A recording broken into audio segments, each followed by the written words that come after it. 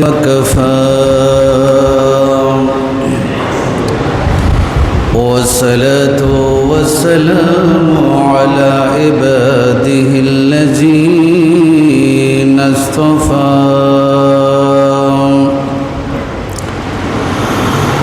أما بعد فقد قال الله تعالى عز وجل في كلامه المجيد وفرقانه الحميد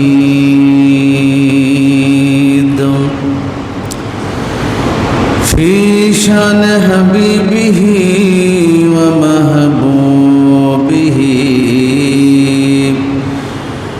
مخبرا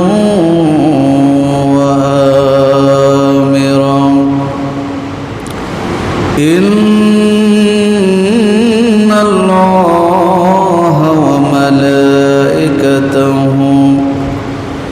يصلون على النبي يا أيها الذين آمنوا صلوا عليه وسلموا تسليما صلى الله على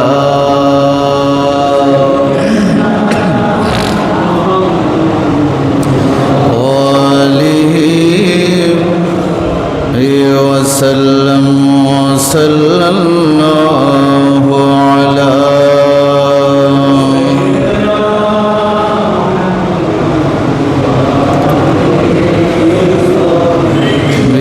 وسلم صلى الله على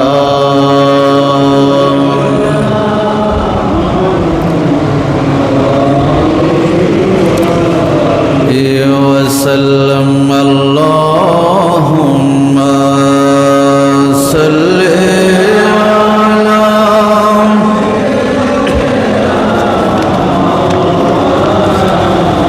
محمد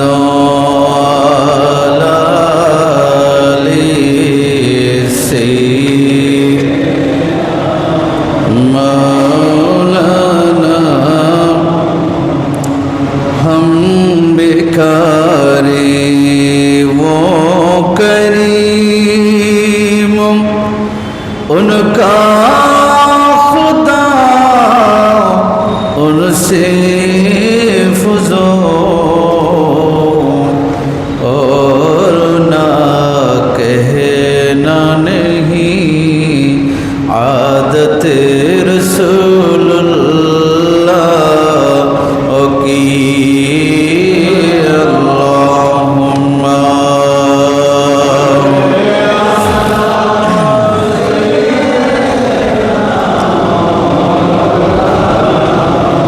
محمد وعلى آله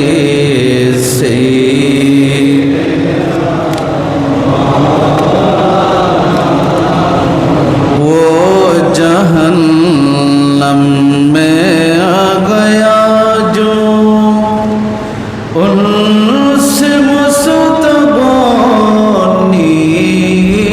हुआ है खलीलुल्लाह को हाजत रसूलुल्लाह की अल्लाहुम्मा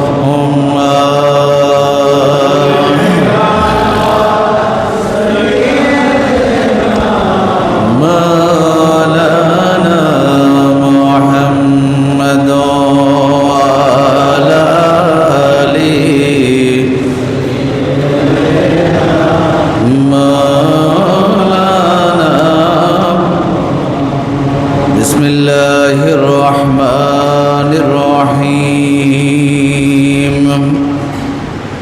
फ़ज़्कुरूनी अज़्कुरुकुम वश्कुरू ली वला तगफुरून।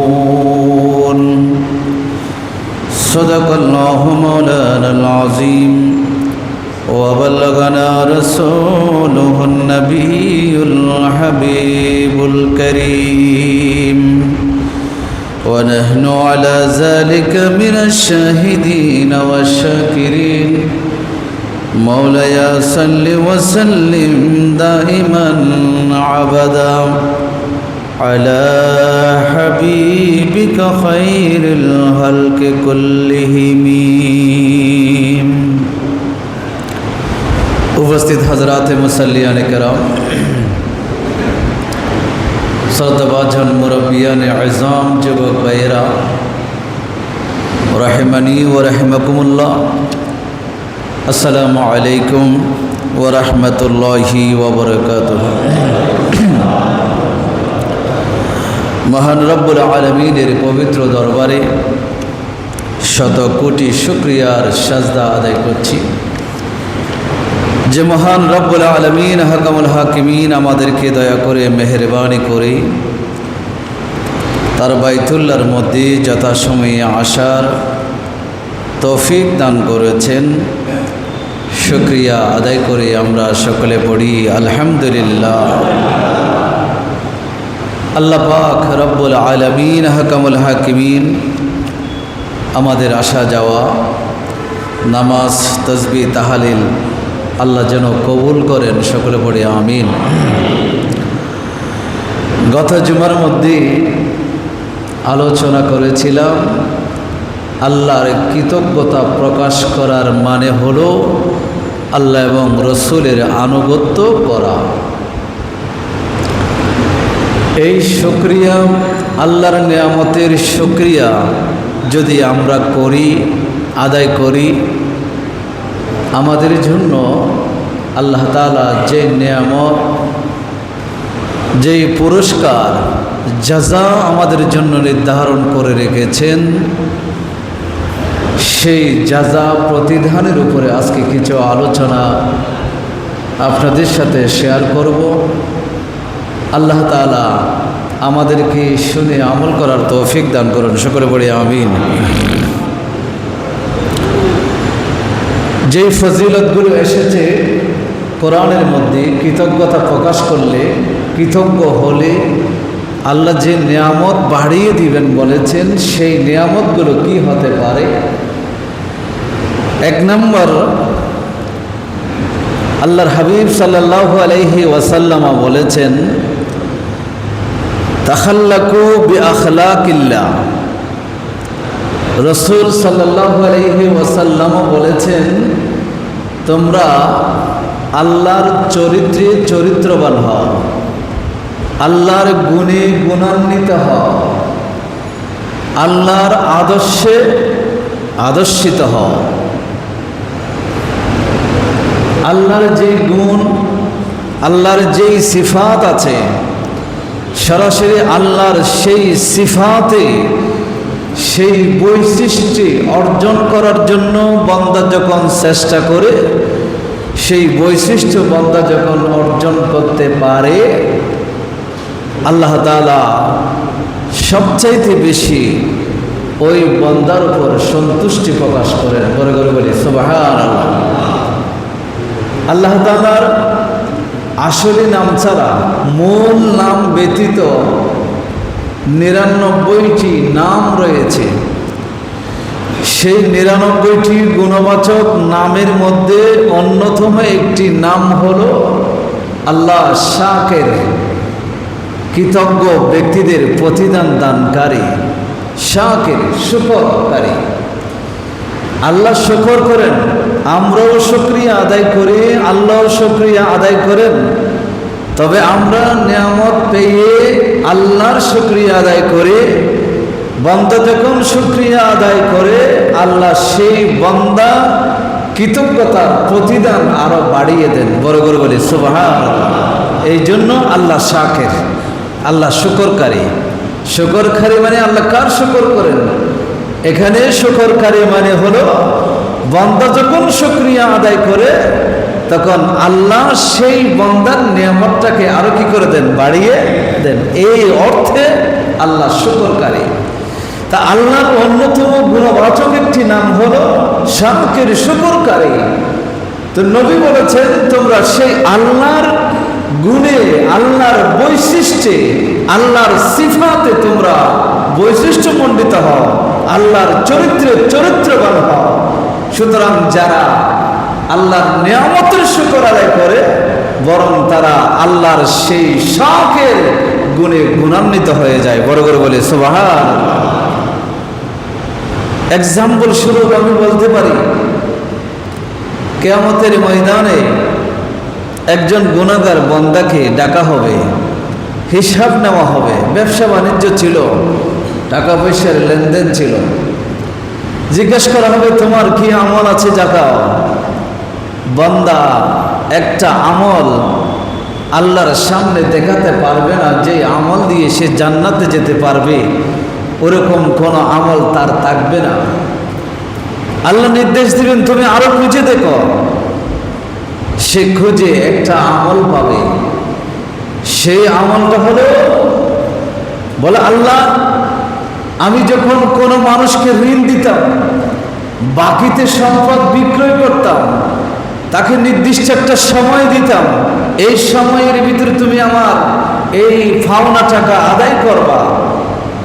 কিন্তু যখন সে এসে বলতো তোমার সময় শেষ হয়ে গেছে কিন্তু আমি দিতে পারছি না, আমার সামর্থ্য নেই, তখন সেই বান্দাকে আমি আরো মহবত দিতাম, আরো সুযোগ দিতাম। বলে তুমি যাও, যখন সুযোগ হয় তখন তুমি দিও। সেই বান্দার জন্য ঋণ আদায় করা, সেই রাস্তাটা তার জন্য আমি সহজ করে দিতাম। আমার সন্তানদেরকেও দেখে আমি বলতাম, আমার যারা আমার থেকে ঋণ নিয়েছে, আমি যাদের কাছ থেকে ঋণ টাকা পাবো, তাদের যে তারা যদি সময় মতো দিতে না পারে তোমরা তাদেরকে জবরদস্ত করিও না, তাদের উপর ঋণ চাপিয়ে দিও না, তাদেরকে সুযোগ করে দিবা। বড় করে বলে সুবহানাল্লাহ। আল্লাহ কিয়ামতের ময়দানে বলবেন, বান্দা মানুষের জন্য, সৃষ্টির জন্য কোনো কিছু সহজ করে দেওয়া, আসান করে দেওয়া, এটা তো আমি আল্লাহর কাজ ছিল, এটা আমি আল্লাহর বৈশিষ্ট্য ছিল। তো তুমি যেহেতু বান্দা হয়ে আমার বান্দার প্রতি তুমি সহজ করে দিয়েছো, আমার বান্দার প্রতি তুমি করুণা দেখিয়েছো, যেটা আমার কাজ ছিল সেটা যেহেতু তুমি করেছো, এই জন্য যাও, তোমার কোনো নেকি নেই, কিন্তু এই একটা ওসিলা দিয়ে আমি তোমাকে মাফ করে দিলাম। বড় করে বলে সুবহানাল্লাহ। এই জন্য আল্লাহর গুণে গুণান্বিত হওয়ার কি করতে হবে? চেষ্টা করতে হবে। আল্লাহর বৈশিষ্ট্যগুলো অর্জন করার চেষ্টা করতে হবে। রাসূল এই জন্য বলেছেন, তাখাল্লাকু বিআখলাকিল্লাহ, তোমরা আল্লাহর গুণে, আল্লাহর চরিত্রে চরিত্রবান হও, আল্লাহর গুণে গুণান্বিত হও। আল্লাহ যেগুলো নিজের জন্য রেখেছেন, আল্লাহ রউফ, দয়াবান, রহিম, দয়াবান, নবীকে পাঠিয়েছেন রাহমাতুল্লিল আলামিন করে, দয়া বানিয়ে, দয়ার পুরা স্ট্রাকচার দিয়ে রসুলকে পুরা পৃথিবীবাসীর জন্য, সৃষ্টি জগতের জন্য দয়ার ভান্ডার দিয়ে নবীকে পাঠিয়েছেন কিছু দয়াটা শিক্ষা দেওয়ার জন্য। সেই দয়া যখন মানুষের প্রতি মানুষ দেখায় তখন আল্লাহ সবচেয়ে বেশি খুশি হয়ে যায়। ওটা তো আমার গুণ ছিল, আমার বৈশিষ্ট্য ছিল। তুমি বান্দা হয়ে তোমার ভাইয়ের প্রতি তুমি যেই দয়া প্রদর্শন করেছো, অন্য কোনো আমল নাই, তারপরও আমি তোমাকে ওই একটা আমলের কারণে কি দিব? জান্নাত দান করবো। বড় করে বলে সুবহানাল্লাহ। এই জন্য আল্লাহর গুণে গুণান্বিত হওয়া। সুতরাং এক নম্বর হচ্ছে শুকর করা, কৃতজ্ঞতা প্রকাশ করা, তাওয়াদু হওয়া, নম্র হওয়া, ভদ্র হওয়া, এটা আল্লাহর গুণ।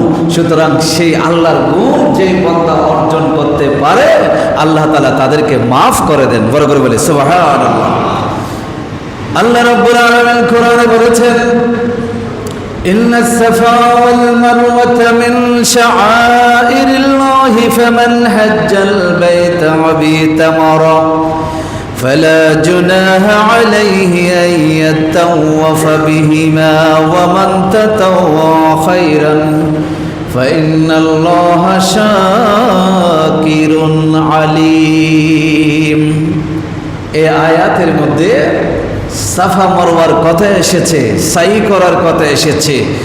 সর্বশেষে যে কথাটা এসেছে সেটা বলার জন্য তেলাওয়াত করেছি। আল্লাহ তাআলা বলেছে, যারা স্বেচ্ছায় ভালো কাজ করে তোমরা মনে করো না সেই স্বেচ্ছায় অতিরিক্ত যে ভালো কাজগুলো তোমরা করো সেগুলো ফেলে দেওয়া হবে, এটা মনে করো না। তুমি নিজ দায়িত্বে অতিরিক্ত ভালো কাজ যেগুলো করবা, ফাইন্নাল্লাহা শাকিরুন আলিম, আল্লাহ হচ্ছে সেই ভালো কাজের শুকরিয়ার প্রতিদানকারী আলিম, এবং তোমার সমস্ত আমল সম্পর্কে আল্লাহ অবগত আছেন। বড় করে বলি সুবহানাল্লাহ। আল্লাহ অপর আয়াতে বলেছেন, ইন্নাল্লাহা শাকুরুন হালিম, আল্লাহ হচ্ছে শুকরগুজার তথা শুকরগুজার বান্দাদের প্রতিদানকারী এবং হালিম সহনশীল, ধৈর্যশীল। আল্লাহ ধৈর্যশীল, এটা আল্লাহর অন্যতম বৈশিষ্ট্য। আল্লাহ তাআলা আমাদেরকে সেই শুকরগুজার বান্দা হওয়ার তৌফিক দান করুন, সকলে বলি আমিন। আমরা যখন কোনো ভালো কাজ করি তখন সেটা যদি মানুষ মানুষের জন্য করে, অথবা মানুষ কোনো সৃষ্টির জন্য করে, কোনো প্রাণীর জন্য করে, সেই প্রাণী কুকুর হোক, বিড়াল হোক, আল্লাহর নিকৃষ্টতম সৃষ্টি হোক, আপনি যদি তাদের উপকারের জন্য যখন কোনো কাজ করবেন, তখন সেই পুরা সৃষ্টি জগৎ আল্লাহর শুকরিয়া আদায় করে। যখন ওই সৃষ্টি যখন শুকরিয়া আদায় করে, তখন বান্দা পাপিষ্ঠ হওয়ার পরও আল্লাহ সেই বান্দাকে মাফ করে দেন। বড় করে বলে সুবহানাল্লাহ। এটা আমার কথা নয়, এটা হাদিসে এসেছে, মুসলিম শরীফের হাদিস। হযরতে আবু হুরায়রা রাদিয়াল্লাহু তাআলা আনহু বর্ণনা দিচ্ছেন, আন্না রাসূলুল্লাহ সাল্লাল্লাহু আলাইহি ওয়াসাল্লাম قال بين رجل يمشي فاستد عليه العطش। এক ব্যক্তি রাস্তা দিয়ে যাচ্ছিলেন, তার পিপাসা লাগলো, তৃষ্ণা বেশি লাগলো। তৃষ্ণায় কাতর হয়ে ফানাজানা বিরান, একটা কূপের মধ্যে নেমে পড়লো। ফাশারিবা মিনহা, কূপ থেকে সে সামান্য পানি পান করলো, তার তৃষ্ণা মিটে গেল। সুম্মা খারাজা ফাইজান হুয়া বিকালবিন ইয়ালহাসু ইয়াকুলু তারা মিনাল আতাশ। কূপ থেকে বের হয়ে দেখতে পেল একটা কুকুর তৃষ্ণায় কাতর হয়ে চটপট করছে, সে জমিনের মাটি কামড়ে খেতে চাচ্ছে তৃষ্ণা নিবারণের জন্য, তৃষ্ণার কারণে। তখন সেই ব্যক্তি কূপ থেকে বের হয়ে যখন ওই কুকুরের অবস্থা দেখতে পেল, সে মনে মনে চিন্তা করলো, কিছুক্ষণ আগে আমার যেভাবে তৃষ্ণা লেগেছিল, হয়তো এই কুকুরটারও অনুরূপ তৃষ্ণা লেগেছে।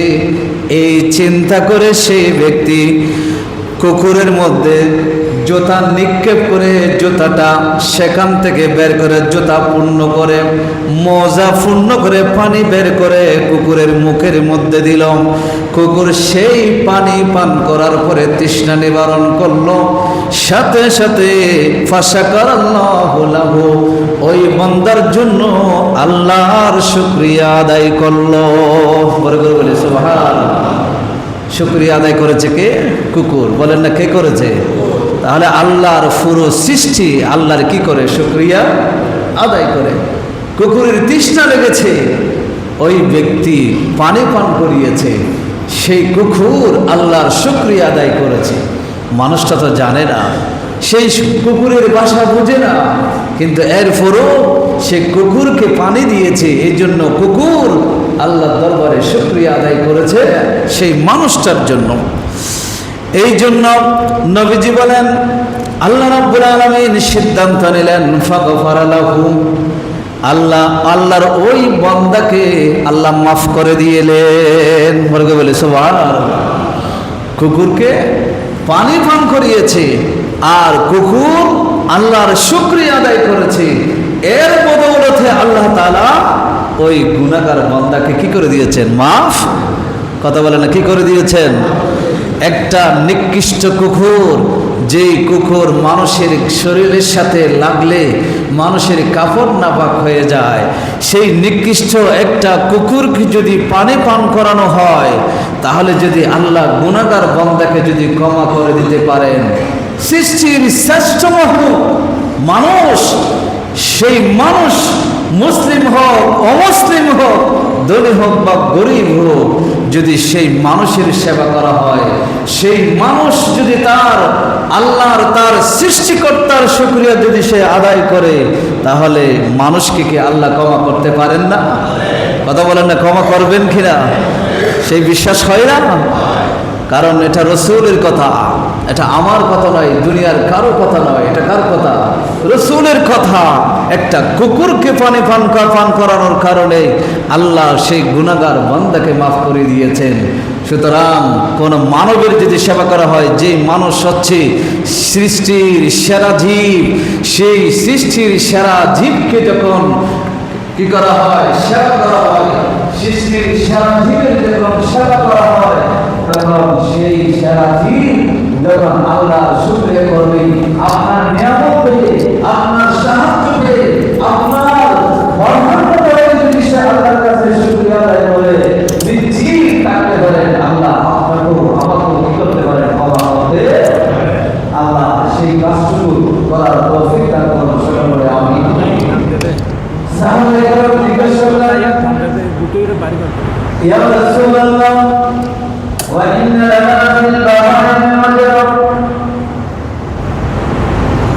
যে চতুষ্পদ জন্তু যেগুলো আছে, এগুলোকে সেবা করলেও কি আমাদেরকে পুরস্কার দেওয়া হবে? সাহাবীরা জিজ্ঞাসা করছেন, চতুষ্পদ প্রাণী, এই যে আমরা সৃষ্টি, নিকৃষ্ট সৃষ্টি, এদের সেবা করলে আমাদের জন্য কি প্রতিদান আছে? রাসূল সাল্লাল্লাহু আলাইহি ওয়াসাল্লাম বললেন, ফি কুল্লি কাবিদিন লাযাতিন আজরুন, প্রত্যেক যাদের প্রাণ আছে, সেই প্রাণওয়ালা প্রাণীর সেবা করলে আল্লাহ তাআলা অবশ্যই প্রত্যেক মুমিনের জন্য পুরস্কারের ব্যবস্থা রেখেছেন। বড় করে বলি সুবহানাল্লাহ। যাদের প্রাণ আছে তাদের সেবা করলে তাদের জন্য কিসের ব্যবস্থা আছে? পুরস্কারের কি আছে? ব্যবস্থা আছে। এই জন্য আমরা মানবিক হব, জালেম হব না, মজলুম হব, কিন্তু জালেম কখনো হওয়া যাবে। মজলুম হন, জালেম হওয়ার চেষ্টা করবেন না। জালেমের রেহাই নাই। মজলুম দোয়া করলে সাথে সাথে আল্লাহর দরবারে কি হয়ে যায়? কবুল হয়ে যায়। আল্লাহ সবাইকে বোঝার তৌফিক দান করে, সকলে বলে আমিন। তাহলে এক নম্বর হচ্ছে শুকরগুজার বান্দা হওয়া, কৃতজ্ঞতা প্রকাশকারী হওয়া। এই কৃতজ্ঞতা, শুকর, এটা হচ্ছে আল্লাহর একটা সিফাত, গুণ। বান্দা সেই গুণে গুণান্বিত হলে আল্লাহর গুণে গুণান্বিত হয়ে যায়। আর আল্লাহর গুণে গুণান্বিত যখন বান্দা হয়ে যায়, ওই উসিলা দিয়ে আল্লাহ কিয়ামতের ময়দানে সেই বান্দাগুলোকে কি করে দেন? মাফ। এই জন্য কৃতজ্ঞ প্রকাশ করবেন, কৃতজ্ঞতা প্রকাশকারী হবেন, অকৃতজ্ঞ হওয়া যাবে। দ্বিতীয় নম্বর হলো শুকর করা সমস্ত নবীদের বৈশিষ্ট্য। কাদের বৈশিষ্ট্য? কথা বলেন না, নবীদের বৈশিষ্ট্য। নবীরা গুনাহগার না নিষ্পাপ? সন্দেহ আছে? আওয়াজ দিয়ে বলেন, গুনাহগার না নিষ্পাপ? এটা আহলে সুন্নাত ওয়াল জামাতের আকীদা। নবীদের কোনো গুনাহ, নবীদের আউয়াল আখের সব কিছু মাফ। আউয়াল আখের সব কিছু কি? তার মানে নবীরা গুনাহ করেন, আল্লাহ মাফ করেন, এরকম নয়। নবীদের থেকে কোনো গুনাহ সাদের হয় না, নবীরা কোনো গুনাহ করে না। আল্লাহ পাক রব্বুল আলামিন হাকামুল হাকিমিন নবীদেরকে হেফাজত করেন। গুনাহ তাদের মাধ্যমে সংগঠিত হয়। এই নবীরা শুকরগুজার বান্দা ছিলেন। আল্লাহ নবীরা সবসময় আল্লাহর শুকর করতেন। আল্লাহ তাআলা নূহ আলাইহিস সালামকে আবদান শাকুরা বলেছেন, শুকরকারী বান্দা হিসেবে আখ্যায়িত করেছেন। আল্লাহ রাব্বুল আলামিন বলেছেন, যুররিয়াতাম মান হামালনা মা নূহিন ইন্নাহু কানা আবদান শাকুরা। হযরত নূহ আলাইহিস সালামের যে বংশধরগুলোর সাথে কিস্তির মধ্যে আরোহণ করেছিল। যারা যারা কিস্তিতে আরোহণ করেছিল তারা নবীর আনুগত্য করেছিল, আল্লাহর নির্দেশ মেনেছিল, আল্লাহর আনুগত্য করেছিল। এই জন্য নূহ আলাইহিস সালাম এবং নূহ আলাইহিস সালামের সঙ্গী সাথী যারা কিস্তিতে ছিল সবাইকে আল্লাহ বলেছেন আবাদান শাকুরা, শুকরকারী বান্দা। বলে সুবহানাল্লাহ। নূহ আলাইহিস সালামের সাথে যারা ছিল, নূহ আলাইহিস সালামের কথা যারা শুনেছিল তাদের সবাইকে আল্লাহ কি বলেছেন? কৃতজ্ঞতা প্রকাশকারী বান্দা হিসেবে আখ্যায়িত করেছেন। সুতরাং কৃতজ্ঞতা প্রকাশ করা এটা নবীদের বৈশিষ্ট্য, আল্লাহর নবী হযরত নূহ আলাইহিস সালামের বৈশিষ্ট্য। আমাদের মধ্যে যখন কেউ কৃতজ্ঞতা প্রকাশকারী বান্দা হতে পারে সেও নূহ আলাইহিস সালামের সেই বৈশিষ্ট্যে গুণে গুণান্বিত হয়ে যাবে। আল্লাহ আমাদেরকে তৌফিক দান করুন, সকলে বলি আমিন।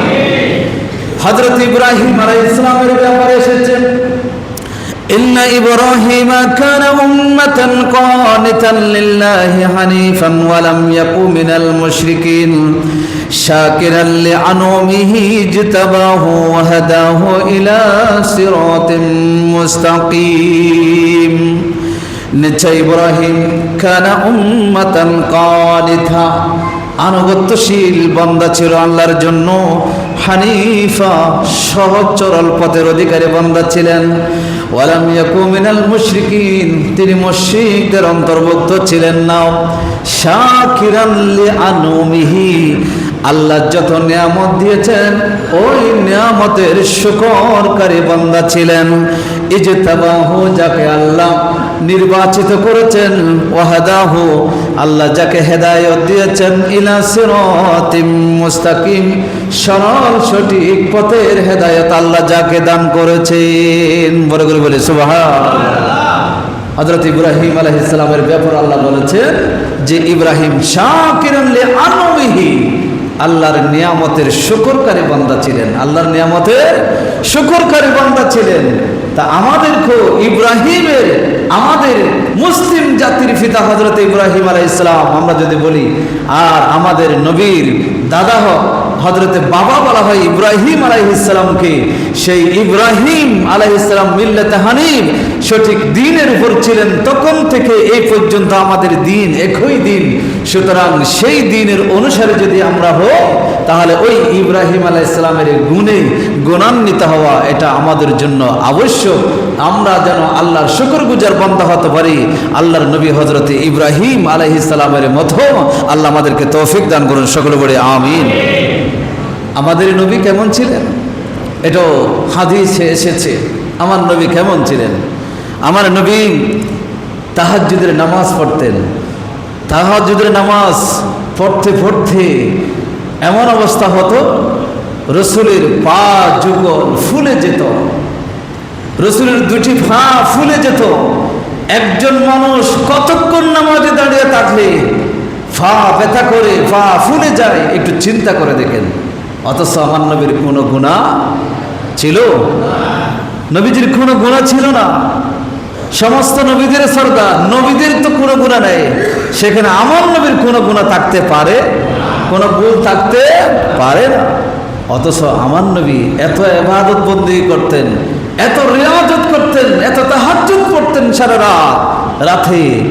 নবীজি নামাজে দাঁড়াতে দাঁড়াতে এক সময় রসুলের পা মোবারক পর্যন্ত ফুলে যেত। সাহাবীরা জিজ্ঞেস করতেন, ইয়া রাসূলুল্লাহ, মা আয়েশা সিদ্দিকা জিজ্ঞেস করেন, ইয়া রাসূলুল্লাহ, আল্লাহ না কোরআনে বলে দিয়েছেন কাদ গাফারাল্লাহু লাকা মা তাকাদ্দামা মিন যামবিকা ওয়া মা তাআখার, আপনার অতীত নেই, ভবিষ্যৎ নেই, সব কিছু মাফ। এটা আল্লাহ না বলে দিয়েছেন? আল্লাহ, আপনার তো কোনো গুনাহ নেই, তাহলে এত ইবাদত বন্দেগী সারা রাত আপনার পা পর্যন্ত ফুলে যায়, এগুলো করেন কেন? তখন রসুল বলেছিলেন, আওয়ালাম আকুনু আবাদান শাকুরা, আয়েশা রে, আমি কি আল্লাহর শুকরগুজার বান্দা হব না? আমি কি আল্লাহর শুকরকারী বান্দা হব না? রসুলকে মাফ করে দিয়েছেন, রসুলকে রিসালাত দিয়েছেন, রসুলকে নবুয়ত দিয়েছেন, সমস্ত নবীদের সরদার বানিয়েছেন। যার জন্য পুরো সৃষ্টি জগৎকে সৃষ্টি করেছেন, যাকে রাহমাতুল লিল আলামিন বানিয়েছেন, যার জন্য বলেছেন ওয়ামা আরসালনাকা ইল্লা কাফাতাল লিন্নাস, সমস্ত সৃষ্টিকুলের জন্য যাকে প্রেরণ করেছেন, যাকে শাহেদ বানিয়েছেন, নজির বানিয়েছেন, বশীর বানিয়েছেন। নবী বলেন আমাকে এত নিয়ামত আল্লাহ দান করেছেন, সেই নিয়ামতের কি শুকরিয়া আদায় করব না? যত বেশি নিয়ামত আল্লাহ আমাকে দিয়েছেন, সেই নিয়ামতের শুকর আমি যা করছি সেগুলো দিয়ে কিছু হবে না। আমি যে সারা জীবনও সেজদায় পড়ে থাকি, আমার নিয়ামতের শুকরিয়া আদায় হবে না। তারপরও আমার চেষ্টা হচ্ছে আল্লাহর শুকরগুজার বান্দা হওয়ার প্রচেষ্টা মাত্র। এই জন্য আমি সারা রাত আল্লাহর কুদরতি কদমে সাজদায় পড়ে থাকি। বড় করে বলে সুবহানাল্লাহ। নবী যদি নিষ্পাপ হওয়ার পরেও সারা রাত নামাজ পড়তে পারেন, পথ যুগল যদি ভুলে যায়, নবী যদি এত কষ্ট করতে পারেন, তা সেই তুলনায় আমরা কোথায়? আমরা তো রাতের নামাজ তো দূরের কথা, দিনের নামাজগুলো পর্যন্ত আমরা ঠিকভাবে আদায়, তা আমরা কি শুকরগুজার বান্দা হতে পারবো? এটা পারবো না।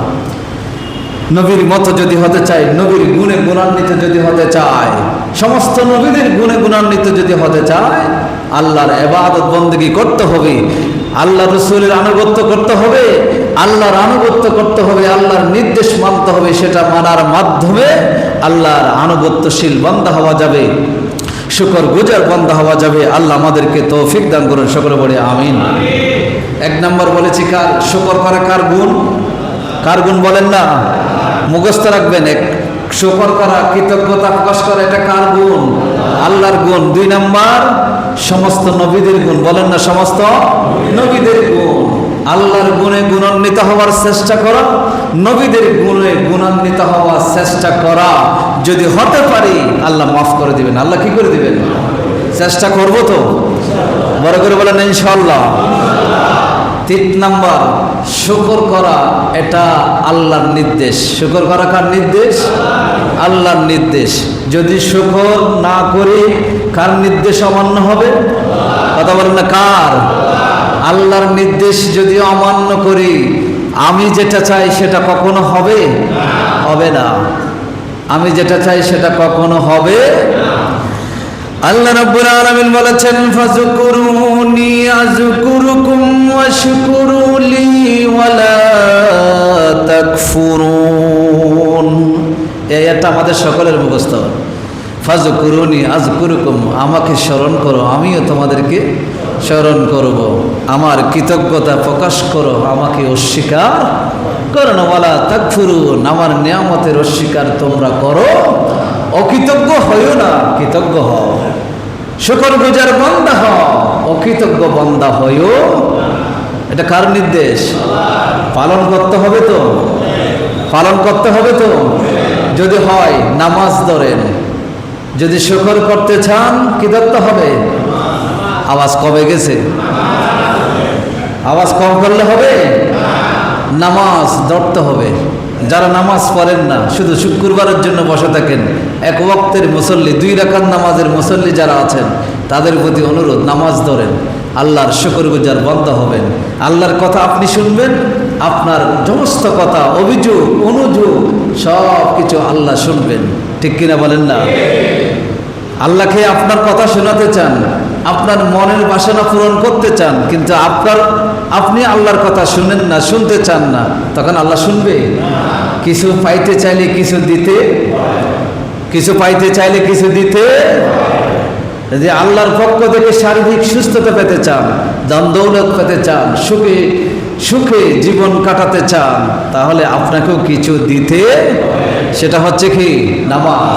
সেটা হচ্ছে কি? প্রথম কাজ সেটা হচ্ছে নামাজ। প্রথম কাজ সেটা হচ্ছে কি? নামাজ। যদি আপনি আল্লাহকে দিতে পারেন, আপনার কথা আল্লাহ শুনবে। আল্লাহ শোনার জন্য অপেক্ষায় আছে। আল্লাহ তৌফিক দান করুন, সকলে বলি আমিন। আল্লাহ রাব্বুল আলামিন আরো বলেছেন وَوَصَّيْنَا الْإِنسَانَ بِوَالِدَيْهِ حَمَلَتْهُ أُمُّهُ وَهْنًا عَلَى وَهْنٍ وَفِصَالُهُ فِي عَامَيْنِ أَنِ اشْكُرْ لِي وَلِوَالِدَيْكَ إِلَيَّ الْمَصِيرُ। রব্বুল আলামিন বলেন, আমি মানুষকে ওসিয়ত করেছি, মানুষের জন্য ফরজ করে দিয়েছি, ওয়াসাইলাল ইনসানা বিওয়ালিদাইহি, মা বাবার জন্য আমি মানুষের উপর ফরজ করে দিয়েছি। হামালাতহু উম্মুহু ওয়াহানান আলা ওয়াহানিন, তার মা তাকে 10 মাস 10 দিন গর্ভধারণ করেছেন, কষ্টের উপর কষ্ট ধৈর্য ধারণ করে কষ্ট করে তাকে দুনিয়া দেখিয়েছেন। অফিসালহু ফি আমাইন, 2 বছর পর্যন্ত মা বুকের দুধ পান করে আপনাকে বড় করেছেন। এই জন্য আল্লাহ বলতেছেন, আমি মানব জাতিকে এই নসিহতটুকু করলাম, ওয়াজ করলাম, নির্দেশ দিলাম, আনিশ করলি, আমি আল্লাহর শুকরিয়া আদায় করবা, ওয়ালি ওয়ালিদাইকা, এবং তোমার মা বাবার শুকরিয়া আদায় করবা। বড় করে বলি সুবহানাল্লাহ। এই নির্দেশটা কার? মা বাবার শুকরিয়া আদায় করার জন্য নির্দেশ দিয়েছেন কে? আমাদেরকে আদমে ছিলাম, কিছুই ছিল না, সেখান থেকে আলমে আরওয়াহে দিয়েছেন, সেখান থেকে বাবার পিঠের মধ্যে স্থানান্তর করেছেন, সেখান থেকে মায়ের গর্ভে স্থানান্তর করেছেন।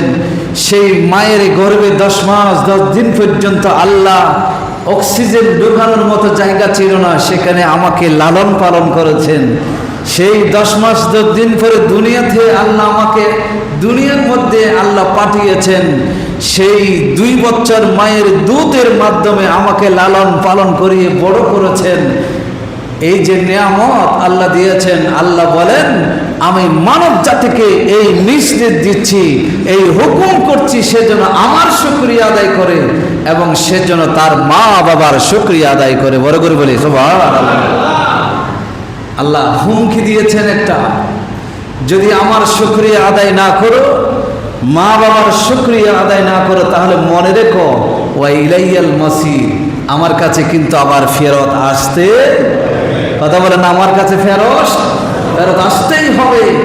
মনে করো না তুমি দুনিয়া থেকে স্বাধীন হয়ে গেছো, স্বাধীনতা পেয়ে গেছো, সেটা মনে করো না, কিন্তু মনে রেখো শুকরিয়া আদায় করতে বলেছি, শুকরিয়া আদায় করো, আমার শুকরিয়া করো, মা বাবার শুকরিয়া আদায় করো, সাথে সাথে একথা মনে রেখো আমি আল্লাহর কাছে তোমাকে আবার ফেরত আসতে। সুতরাং মা বাবার শুকরিয়া আদায় করা এটা কার নির্দেশ? আল্লাহর নির্দেশ। তো মা বাবার শুকরিয়া কিভাবে আদায় করব? লম্বা কথা বলতে চাইয়া সংক্ষেপ কথা, মা বাবার আনুগত্য করতে হবে, মা বাবার কথা মানতে হবে। যেখানে আল্লাহর নাফরমানি হয়, রসুলের নাফরমানি হয়, সেটা ছাড়া সমস্ত কথা মানতে হবে। এমন কি মা বাবা যদি বলে স্ত্রীকে তালাক দিতে, তালাক দিয়ে দিতে হবে, অবাধ্য হওয়া যাবে। শরীয়ত কতটুকু আপনার জন্য মা বাবার আনুগত্য করা ফরজ করেছেন চিন্তা করে দেখেন। আপনার জীবন সঙ্গিনী, সুখের দুঃখের সাথী আপনার স্ত্রীকে যদি বলে মা বাবা তালাক দিয়ে দাও, তাহলে কথা বলা যাবে না, তালাক দেব না, মা বাবার সাথে বাড়াবাড়ি করা যাবে না, তালাক দিয়ে দিতে হবে, মা বাবার কথা মানতে। এতটুকু পর্যন্ত হুকুম দিয়েছেন, চিন্তা করে দেখেন তাহলে মা বাবার মর্যাদা কতটুকু। সেই মা বাবার সাথে আজকালকার ছেলেমেয়েরা মা বাবার কথা শুনে অবাধ্য, মা বাবাকে বৃদ্ধাশ্রমে রাখে, মা বাবার সেবা করে না। মা বাবা যখন কোনো কথা বলে, মা বাবাকে বলে তুমি কিছুই বুঝো না, গালি দে, মা বাবাকে অকথ্য ভাষায় গালি দিয়ে অনেককে দেখেছি। আল্লাহ আমাদেরকে বোঝার তৌফিক দান করুন, সকলে বলি আমিন। আল্লাহ রাব্বুল আলামিন আরো বলেছেন, ওয়ালাকাদ আতাইনা লুকমানাল হিকমাতা আনিশকুর লিল্লাহি ওয়া মান ইয়াশকুর ফাইন্নামা ইয়াশকুরু লিনাফসিহি ওয়া মান কাফারা ফাইন্নাল্লাহা গানিয়্যুন হামিদ। আল্লাহ বলছেন, ওয়ালাকাদ আতাইনা লুকমানাল হিকমা, আমি লোকমানকে আমি হিকমত দান করেছি, জ্ঞান দান করেছি, বিজ্ঞান দান করেছি। একটা লোকমানের মাধ্যমে যত জ্ঞানী আছে সবাইকে আল্লাহ হুকুম করছেন। আমি বলেছি যেহেতু জ্ঞান দিয়েছি, বিজ্ঞান দিয়েছি, বোঝার ক্ষমতা দিয়েছি, বিবেক দিয়েছি, এই জন্য আল্লাহ বলছেন, আমি বলেছি আনিশকুর লিল্লাহ, তুমি আল্লাহর জন্য শুকরিয়া আদায় করো। আল্লাহর জন্য কি করো? শুকরিয়া আদায় করো। আমাদের অনেক ডাক্তার ভাই আছে না, এই যে জ্ঞান, সায়েন্সের যে জ্ঞান, এগুলো কে দিয়েছেন? আল্লাহ দিয়েছেন। কে দিয়েছেন বলেন না? তাহলে শুকরিয়া করতে হবে কার? আল্লাহর। অনেক উকিল ভাইরা আছেন যে জ্ঞান দিয়ে আপনি আইন পড়েছেন, আইনের কাজে নিয়োজিত আছেন, সেই জ্ঞান দিয়েছেন কে? আল্লাহ। তাহলে সেই জ্ঞানের শুকরিয়া আদায় করতে হবে কার? আল্লাহর। প্রত্যেকটা জ্ঞান এগুলো আল্লাহর দেওয়া। কার দেওয়া? আল্লাহর দেওয়া। সুতরাং শুকরিয়া আদায় করতে হবে কার? এটা হুকুম দিয়েছেন কে? আমাদের সৃষ্টি করেছেন আল্লাহ, সেই জন্য শুকরিয়া করতে হবে আল্লাহর। জ্ঞান দিয়েছেন কে? এই জন্য শুকরিয়া করতে হবে কার? আল্লাহর। আল্লাহ বলছেন ওয়ামাই ইয়াশকুর, যে শুকরিয়া করে, ফাইন্নামা ইয়াশকুরু লিনাফসিহি, সে আমার জন্য কিছুই করে না, বরং সে নিজের জন্য করে। কার জন্য করে? নিজের জন্যই করে। আমান ওয়ামান কাফারা, আর যে অস্বীকার করে, আমার শুকরিয়া আদায় করে না, মনে রেখো ফাইন্নাল্লাহা গানিয়ুন হামিদ, মনে রেখো আল্লাহ অমুখাপেক্ষী এবং হামিদ, প্রশংসিত। আল্লাহ তোমার শুকরিয়ার মুহতাজ নয়। সুতরাং আল্লাহ আমাদের জ্ঞান দিয়েছেন, বিবেক দিয়েছেন, সেটার জন্য আল্লাহর কি করতে হবে? শুকরিয়া আদায় করতে হবে। আল্লাহ যে আজকে মসজিদে আসার সুযোগ দিয়েছেন, কিছু কথা শোনার সুযোগ দিয়েছেন, বলার সুযোগ দিয়েছেন, আল্লাহর জিকির করার সুযোগ দিয়েছেন, এই জন্য কৃতজ্ঞতা কার প্রকাশ করব? কথা বলেন না কার? এই জন্য সবাই উচ্চ আওয়াজে বলি আলহামদুলিল্লাহ। আল্লাহ কবুল করুন, সকলে বলে আমিন। নবীদেরকে আল্লাহ, অন্যান্য নবীদেরকে আল্লাহ হুকুম করেছেন। আল্লাহ রাব্বুল আলামিন বলছেন ওয়ালাকাদ উহিয়া ইলাইকা ওয়া ইলাল্লাযীনা মিন ক্বাবলিকা লাইন আশরাকতা লায়াহবাতান্না আমালুকা ওয়া লাতাকুনান্না মিনাল খাসিরিন বালিল্লাহ ফা'বুদ ওয়া কুম মিনাশ শাকিরিন। আমাদের নবীকে আল্লাহ বলছেন আপনাকে যেই ওহী দেওয়া হয়েছে, কোরআন দেওয়া হয়েছে, আপনার পূর্বে যত নবী ছিল তাদেরকে সেই একই ওহী দেওয়া হয়েছে। সুতরাং আপনি এরপরও যদি শিরকের সাথে যুক্ত হয়ে যান, তাহলে আপনার সব কিছু নষ্ট হয়ে যাবে। এখানে নবীর মাধ্যমে আমাদেরকে বলছেন তোমাদেরকে আমি কিতাব দিয়েছি, আমার কোরআন দিয়েছি, নবীর মাধ্যমে হাদিস দিয়েছি, সুন্নাহ দিয়েছি, জ্ঞান দিয়েছি। এটার পরে যদি তোমরা শিরকের সাথে লিপ্ত হয়ে যাও, তাহলে তোমার সমুদয় আমল নষ্ট হয়ে যাবে এবং ওয়ালা তাকুনান্না মিনাল খাসিরিন, কিয়ামতের ময়দানে যারা ক্ষতিগ্রস্ত হবে তাদের অন্তর্ভুক্ত হয়ে যাবে। এই জন্য আল্লাহ বলছেন ওয়ালিল্লাহ, বরং আল্লাহ ফা'বুদ, সে আল্লাহর ইবাদত করো, ওয়া কুম মিনাশ শাকিরিন, শুকরগুজার বান্দাদের অন্তর্ভুক্ত হয়ে যাও। বড় করে বলি সুবহানাল্লাহ। এটাও কার নির্দেশ?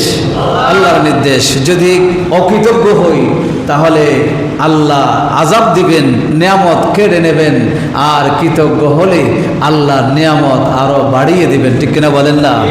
যদি পরীক্ষা করতে চান তাহলে আল্লাহর কৃতজ্ঞ বান্দা হয়ে পরীক্ষা করে দেখেন, আর যদি অকৃতজ্ঞ হতে চান অকৃতজ্ঞ হয়েও দেখেন। এক বান্দার একটি কথা আমি বলেছিলাম, এক বান্দা বলেছেন অনেক 4-5 জন বন্ধু মিলে সবসময় নামাজ পড়তো, সেখান থেকে এক বন্ধু সে আল্লাহকে পরীক্ষা করার জন্য বলতেছে আমি আজকে ওযু ছাড়া নামাজ পড়বো। সে ওযু ছাড়া নামাজ পড়ছে, যখন দেখলো যে ওযু ছাড়া যখন নামাজ পড়ছে তার কোনো ক্ষতি হয় নাই, তখন সে আরেকদিন নাফাক অবস্থায় নামাজ পড়ছে, দেখা যায় আল্লাহ কোনো শাস্তি দিয়ে নেই, তখন সে আস্তে আস্তে নামাজ থেকে দূরে চলে গেল। পরে একদিন তার অপর বন্ধুরা তাকে খুঁজতে গিয়ে তাকে দেখলো, জিজ্ঞেস করলো ভাই তুমি নামাজে এখন আসো না কেন? তখন সে বলল আমি আল্লাহকে পরীক্ষা করেছিলাম, ওযু ছাড়া নামাজ পড়েছিলাম, আমার কোনো শাস্তি হয় কিনা দেখেছিলাম। বলে যে কিছু তো হয় নাই, নাফাকি অবস্থায় গোসল ফরজ ছিল, ওই অবস্থায় নামাজ পড়েছিলাম, কিছু হয় কিনা দেখছিলাম, তখনও দেখলাম কিছু হয় নাই। তাহলে বোঝা যায় তোমরা যে কথা বলছো যে আল্লাহকে পবিত্র অবস্থায় ডাকতে হবে, নামাজ পড়তে হবে বলেছ, সেগুলো কিছুই না, এই জন্য আমি নামাজ পড়তে যাচ্ছি না। তখন সেই অপর নামাজি বন্ধুরা বলল ভাই আল্লাহ তো তোমাকে শাস্তি দিয়েই ফেলেছে। বলে কি শাস্তি দিল? বলে আল্লাহ যে তোমাকে নামাজ থেকে বিরত রেখে দিয়েছে, নামাজে যাবার তৌফিক তোমার থেকে ছিনিয়ে নিয়েছে, তোমার ভিতরে যে ঢুকে গেছে নামাজে যেতে হবে না, ওটাই হলো সবচাইতে বড় শাস্তি। ওটা কি? সবচাইতে বড় শাস্তি। এই জন্য আল্লাহর কৃতজ্ঞতা প্রকাশ না করে যেই বান্দাগুলো বসে আছে বলে যে আমি তো কিছুই হচ্ছে না, নামাজ না পড়লেও কিছু নেই, মনে রাখবেন নামাজ যে আপনি পড়তে পারছেন না, নামাজে আসতে আপনাকে শয়তান বাধা দিচ্ছে, ওটাই সবচাইতে বড় শাস্তি আপনার জীবনে। ওটাই কি সবচাইতে বড় শাস্তি? নামাজ যে পড়তে পারছেন, এটা আল্লাহ যে আপনাকে মহব্বত করে, আল্লাহ আপনাকে জানে, আল্লাহকে আপনাকে কাছে আনতে চায়, এই জন্য কোরআনের সাথে রাখতে চায়, নামাজের সাথে রাখতে চায়, মসজিদের সাথে রাখতে চায়। এই জন্য আল্লাহ আপনাকে টেনে বুকের মধ্যে নিয়ে নিয়েছে।